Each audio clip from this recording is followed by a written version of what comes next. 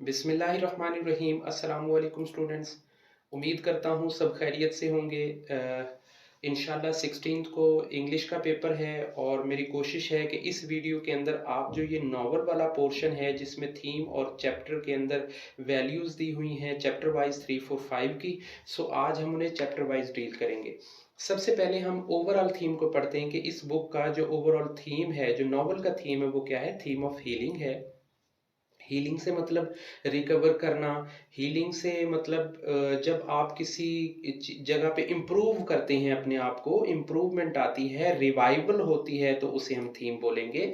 और यही इस पूरे चैप्टर का, पूरी बुक का जो है थीम है कि इसमें रिलेशनशिप, इसमें बिहेवियर और इसमें सारी चीज़ों के अंदर ना रिवाइवल होता है। स्क्रीनशॉट ले लीजिएगा, कंसेप्ट आपके क्लियर हैं, मैं ज़्यादा इन डेप्थ नहीं चलूँगा। जैसा कि आप इसमें देखते हैं कि जो डिकन है और स्पेशली जो मैरी है, स्पेशली मैरी क्या होती है, इटसेल्फ वो काइंड हो जाती है, लेकिन वो पहले क्या होती है, बॉसी होती है। उसके फ्रेंड्स बन जाते हैं, लेकिन पहले उसके नो फ्रेंड्स होते हैं। सो ये क्या है, हीलिंग है, इसे हम इम्प्रूवमेंट कह सकते हैं। सो पर्सनली तौर पे हमने ये ऑब्जर्व किया कि इस नॉवल के अंदर सीक्रेट गार्डन एक नेचर ने इनके अंदर परफॉर्मेंस दी, तो उन्होंने अपने आप को ट्रांसफॉर्म किया है। डिकन ने भी किया, कॉलन ने भी किया और मैरी ने भी किया। अब हम देखते हैं जो सेकंड थीम हमें इसका मिलेगा वो है पावर ऑफ नेचर का। कि जब इनके अंदर इम्प्रूवमेंट होती है, इनके बिहेवियर में, इनके सर्कमस्टांसेस, जो हालात, जो कुछ भी पॉसिबिलिटीज बनती है ना, उनमें इम्प्रूवमेंट हो रही होती है, तो उसमें जो मेन रोल प्ले होता है वो सीक्रेट गार्डन का होता है। नेचर इन्वायरमेंट के जरिए मैरी, कॉलिन और डिकन ये क्या करती हैं, ये हीलिंग और ग्रो करती हैं ना अपनी अपनी चीज़ों को। और ये जो नॉवल है ये बेसिकली एक सिंबल है होप की, इम्प्रूवमेंट की। और ये रिप्रेजेंट करता है possibilities of changing in revival के, जो तब्दीलियां हैं, जो उनके अंदर इम्प्रूवमेंट है, जो बेहतरी आ सकती है उनकी।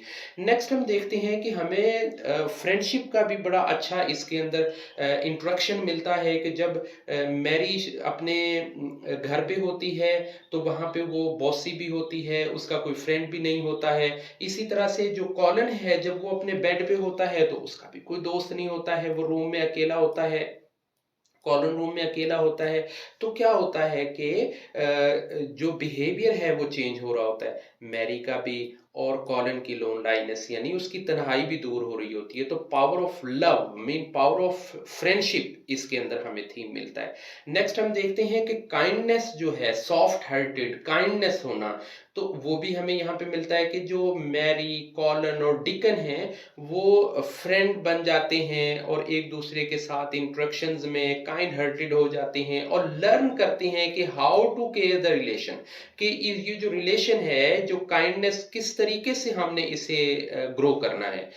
अच्छा, अब कर्ज और डिटर्मिनेशन भी हमें यहाँ पे रीड करने का मौका मिलेगा। ये भी आप ये कह लें कि ये भी एक इसका थीम है कि ये जो कर्ज और डिटर्मिनेशन है कि कॉलन और डिकन अपना डिटरमाइंड होते हैं कि उन्होंने अपने जो पर्सनल चैलेंजेस हैं। अब मैरी का जो चैलेंज है वो क्या है कि उसकी वो सैडनेस होती है, उसका लाइफस्टाइल बॉसी है। और कॉलिन का जो चैलेंज है वो क्या है कि वो थोड़ा, वो भी सैडनेस में होता है, लोनलाइनेस में होता है और उसका भी कोई फ्रेंड नहीं होता है। इसी तरह से डिकन पॉजिटिव एटमॉस्फेयर के अंदर है। सो वो कर्ज करते हैं, डिटरमाइंड होते हैं कि हमने इस बिहेवियर को चेंज करना है। दूसरा, होप और कॉन्फिडेंस भी इसके अंदर देखने को हमें मिलेगा कि वो कॉन्फिडेंट होते हैं कि उन्होंने इन चैलेंजेस को ट्रांसफॉर्म करना है अपनी लाइफ्स के अंदर। सो चैप्टर नंबर 3 को अगर हम ओवरऑल देखते हैं तो उसमें हमें हीलिंग और ट्रांसफॉर्म का कंसेप्ट मिलता है। कि जब मैरी को शुरू में क्या होता है कि सीक्रेट गार्डन एक्सप्लोर हो जाता है, सो वो शुरू में बड़ी डिसअपॉइंट हो जाती है, मायूस हो जाती है कि भाई ये तो इतना खूबसूरत नहीं, मैंने तो अपने माइंड में बड़ा कुछ इसके बारे में सोचा हुआ था। अब क्या होता है कि मार्था की हेल्प के साथ वो इसमें पोटेंशियल ट्रेस करते हैं और वो इनकी बुशेस को, ग्रास को क्लियर करते हैं, ओवरग्रोन प्लांट्स को जो है वो ठीक करते हैं। और इवन इसके बाद हम देखते हैं कि इसके अंदर बड़ी खूबसूरत और ब्यूटीफाइंग इसके अंदर आ जाती है। सो chapter number 3 is a healing and the concept of the transformation of the chapter of the behaviours, sorry.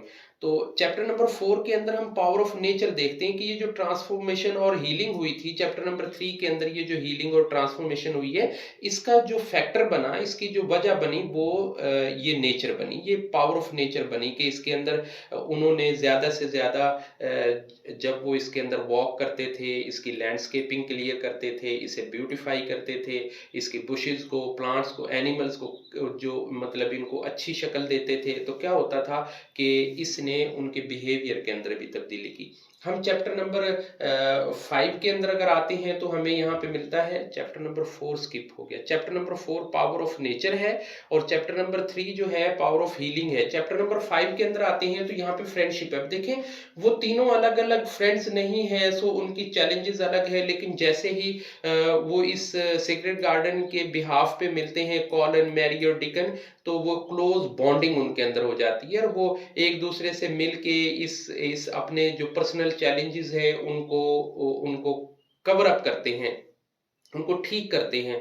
सो अगर हम ओवरऑल भी देखते हैं तो ओवरऑल हमें यहाँ पे ऑप्टिमिज्म है, ही होप है, कर्ज है, कंपैशन है, काइंडनेस है और फ्रेंडशिप है।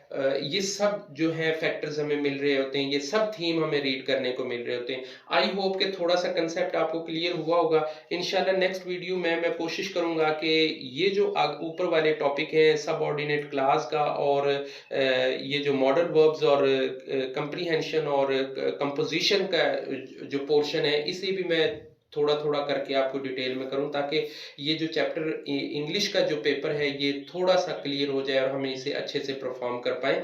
सेहत का ख्याल रखिएगा, इंशाल्लाह नेक्स्ट वीडियो में मिलेंगे, तब तक के लिए अल्लाह हाफिज़। वीडियो अच्छी लगे इसे शेयर और सब्सक्राइब लाजमी कीजिएगा।